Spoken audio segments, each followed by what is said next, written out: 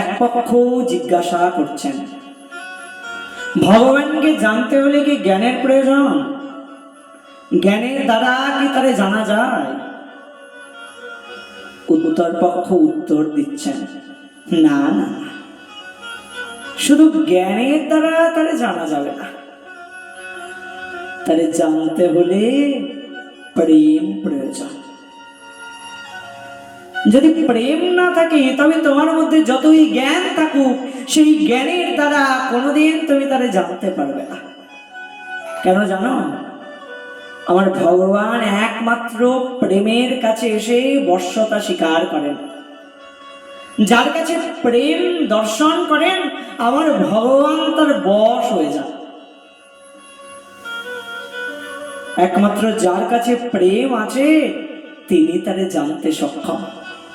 যদি জ্ঞানীরা তারে জানতে পারত, তবে তবে জগতে কত জ্ঞানী গুণী ব্যক্তি আছেন, তারা সবাই ভগবানকে জানতে সক্ষম হতেন। কিন্তু না, শুধু জ্ঞানের দ্বারা তারে জানা যায় না, তারে জানতে হলে প্রেম প্রয়োজন।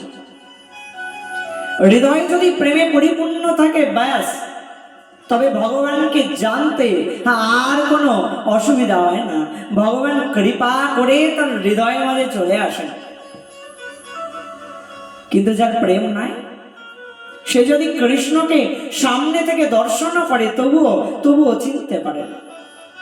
কংস আদি অসুরগণ তারা তো বারবার করে কৃষ্ণকে দর্শন করলো, চোখের সামনে দর্শন করলো কৃষ্ণকে, কিন্তু চোখের সামনে দর্শন করেও তারা চিনতে পারলো? তারে চিনতে পারে নাই। কেন জানো?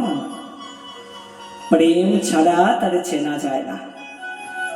যার কাছে প্রেম নাই, ভগবান তার কাছে কিছুতেই নিজেকে প্রকাশ করেন না, নিজেকে আবৃত করে রাখেন। এটাই তো ভগবানের কাজ।